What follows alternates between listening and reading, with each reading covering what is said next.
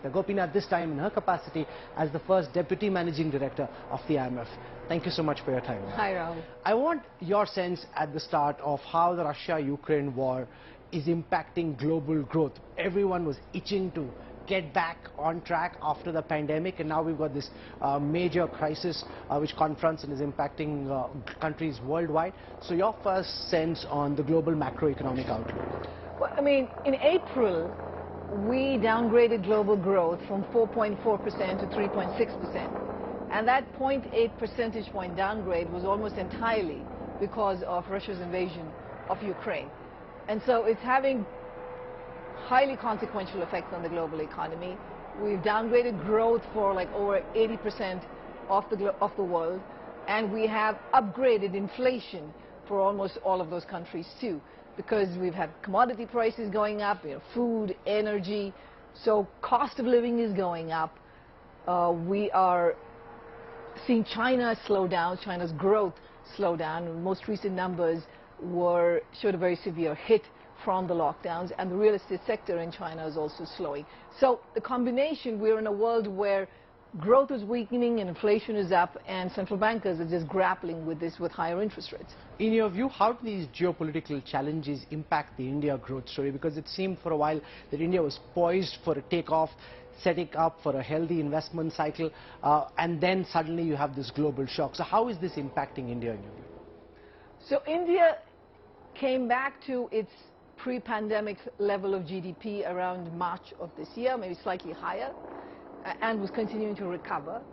Now, the problem, of course, is India is also an importer of several commodities, and oil prices going up. The concern with coal and the shortages on coal are a major concern for the Indian economy. We continue to see momentum in the recovery. We're seeing this in purchasing manager surveys for manufacturing and for services. But we are also seeing the fact that as the global economy slows, it has consequences for India. We've seen reversals in portfolio flows going into India, like we've seen in other parts of the world. So the external environment is not very supportive for growth at this time. Let's talk for a moment about China, especially on the back of what's happened in Shanghai with a very long lockdown. To what extent do we have a number in terms of how it's impacting the overall Chinese growth numbers for this year, and how, because of how important China is for the global growth engine, how that's impacting the global growth story? So for China, as another country, we downgraded growth quite significantly in April. We brought it down to around 4.4%. And that was because of the fact that they had far more outbreaks of COVID. They were putting more lockdowns. The lockdowns have now gone from being more targeted to being much more broad-based, and that took a big hit. Retail sales, for instance, took a big hit this April. So I do think that there are serious downside risks to our forecast for China at this point. China has spillovers to the rest of the world. It is a very big part of global trade, and so when China slows down, you see especially countries in the region, Asia, East Asia especially, that get affected negatively by it. Supply chain disruptions are another important factor. One of the reasons that has fed inflation around the world, and this is going to continue because of that. But even countries in Europe, like Germany, that are manufacturing hubs and that trade a lot with China, are going to face the spillover from China slowing down. But it's a tough spot from a policy perspective because they've taken a zero COVID stance, and you've written a lot on how the world should end the pandemic and get out of it. What's your sense of the kind of policy maneuvers Xi Jinping and the Chinese leadership are practicing, and how could this impact China's growth from here on? So the zero COVID strategy of China served it very well. I mean, to be clear, in 2020 and 21, it was an economy that had very targeted lockdowns, was able to bring back activity extremely quickly. Now, of course, we're grappling with a whole new variant, which is far more transmissible. And so the question is, what does one do at this point? Vaccinations remain the best hope for dealing with this pandemic. If you look at the recent signs on China's vaccines, it takes about 3 shots to get protection against severe disease and death. And if you look at the population in China, if you look at those people above the age of 80, only 20% have had 3 shots. So there is a real trade-off, which is that if you open up, that you could end up with many more deaths. The strategy then has to be to ramp up the vaccination, especially the third dose, to as many people as they can. Then afterwards, which they can remove these restrictions that they have right now, which are really quite strict. The pandemic brought out the challenges of having a supply chain that's very dependent on China. And one of the hopes, at least in India, was that with the China Plus One model, there's a possibility that some part of global manufacturing, as it moves out of China, could start coming towards India. In the conversations that you're having and the data that you're studying, do you think India has gone as far as it should have or could have in capitalizing on that opportunity? I mean, this has always been the pivot that one expected to see. Even without the pandemic, the cost of production has gone up in China. So you would expect to see some of the manufacturing move outside of China. And other countries have benefited from it. India has benefited also from increasing its exports. But at the same time, there are still some barriers that need to be fixed. And these are more like policies at home, also in terms of ports and infrastructure, being able to do just-in-time manufacturing and delivery. I mean, all of that requires a lot of investment, and we go back to the standard set of reforms that are needed, be it on labor market, be it building up on business environment and so on. So all of those will need to continue. But yes, this is a moment to be able to seize, to be able to make the...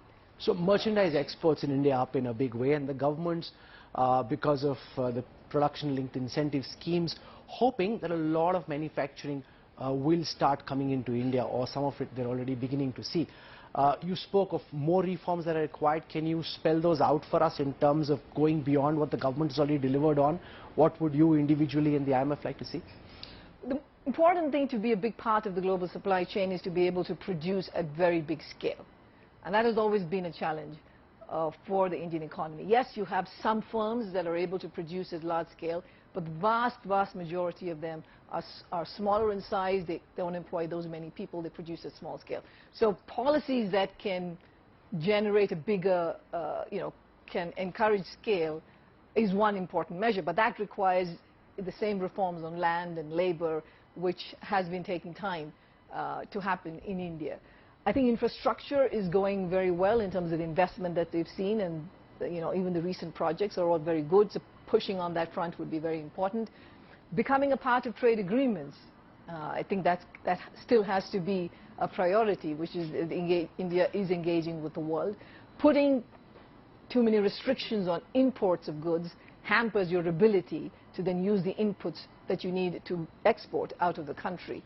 So that's another area where I think India could make, could move on. You spoke of tariff barriers. Not just is it happening in India, it seems to be a global phenomenon. Do you see the pandemic accelerating the trend towards not necessarily the end of globalization, but a reconfiguration of globalization where countries put their national interests first, especially given the fact that you have populist regimes in so many different countries? Well, we're certainly seeing more restrictions go up. I mean, even India with its export restrictions on wheat, we're seeing around 30 countries that since the start of the war have put export restrictions of some kind on food and energy and other key commodities. This is a huge problem for the global economy and for the global recovery. We need a way to deal with this. We need to increase supply of all of these products and not restrict it, and that is a major problem. In terms of the more broader trend, we are concerned about fragmentation, which is that even if global trade doesn't necessarily come down, that the world becomes more fragmented into geo-economic and geopolitical blocks.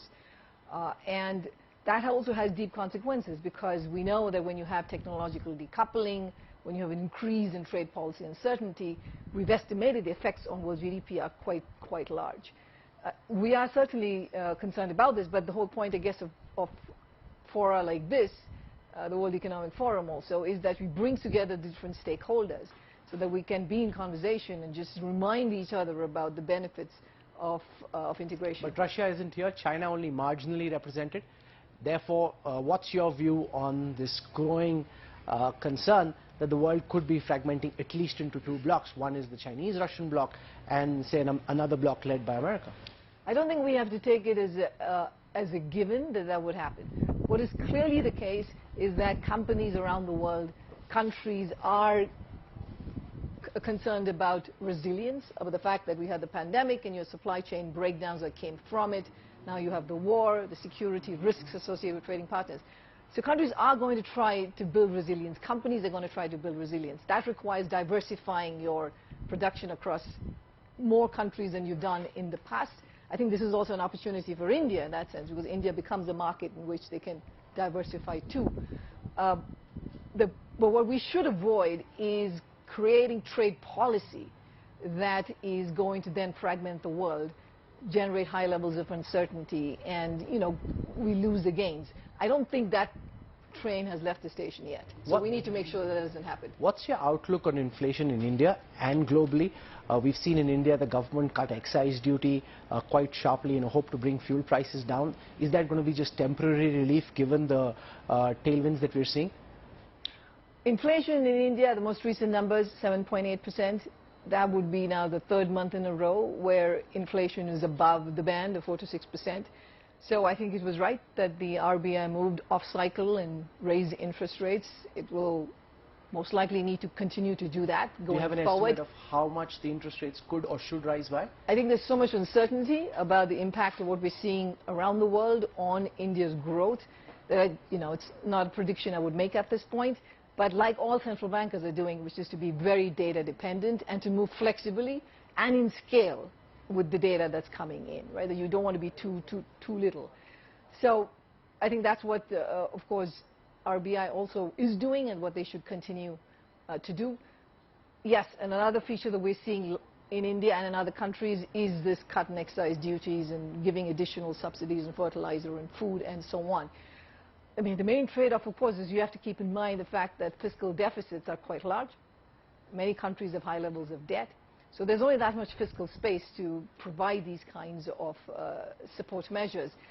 The best way to do it is, frankly, to provide targeted transfers to poor households and extremely vulnerable businesses.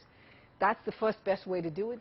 Now, there are challenges in doing it in that particular way, which is why you see governments just simply cutting taxes. You've been speaking about this for a while. It now seems from some of the reportage that's come out of India that the government's warming up to the idea of income benefit transfers to those who need it the most. That you still believe is the most effective policy intervention? That is certainly the most effective and non-distortive way, and also friendly to your fiscal situation in dealing with the kinds of price increases, the kinds of shocks that we're seeing right now. Are there other things India could do or other countries can do to try and tame the inflation racket?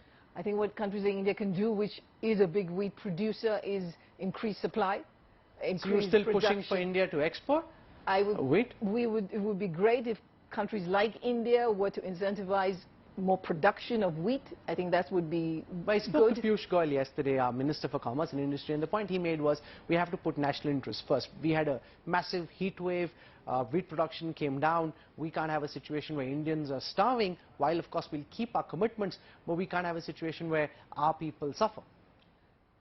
To that I would say that the way you prevent your people from suffering, it's the poor who suffer in such circumstances, and again, it would be the cash transfer route that one would go to make those, to be able to have them, for them food to be affordable, right? On the other hand, we would like India's farmers to be able to benefit from the rising prices and to be able, and therefore then incentivize them to produce more. So I think that's the ideal way to do it, but that said, I understand that there are constraints on how effectively to do all of this. Agrarian reform in India got derailed because of the massive farmer protests that we saw. Is that something that you were disappointed with? You were pushing for farm reforms even if this wasn't the full package, but it was a step in the right direction?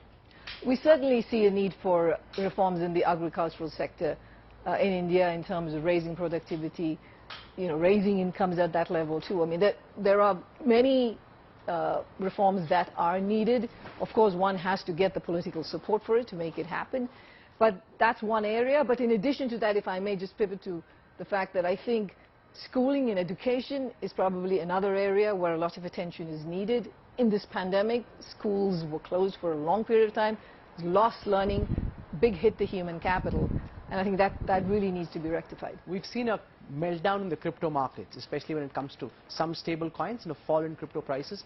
In India, trading volumes come down because of taxation imposed by the government. What's your sense of how this space is likely to evolve? Because many young people watching you would be deeply disappointed with the tax that the government has put and that UPI can no longer be used for crypto trading, and that seems, given how they were excited about crypto trading, that seems to be a big bummer for them. I think everybody should just recognize the fact that crypto assets are an extremely risky speculative asset class. It's gone from being a $3 trillion market to $1.5 trillion market in about 6 months. So it's very quick moves. It's not a panacea. It's not like an easy return investment. So there are very large risks you are taking. And with any risky asset, there has to be regulation. So how do you look at crypto personally? Would you ever, have you invested even $1 in it, or you stay away completely? I've stayed away completely. But that's just me and my level of risk aversion. Between coming here in winter, in January, when it's snowing and everyone's slipping, to coming now when it's a bit hot in this suit, which one do you prefer and which one's working well for you? Well, I prefer warmer weather, so. You prefer warmer weather? I prefer warmer weather. This goes against the idea of being here in Davos. Everyone's talking about climate change and how hot it is being here at this time. This is summer. It's supposed to be warm. This has been an interesting conversation. I see your mind has got a hand going, so we're out of time. Lots of more questions, but we'll leave it for another day. Gita Gopinath, thank you for your time. Thank you so much. Thank you.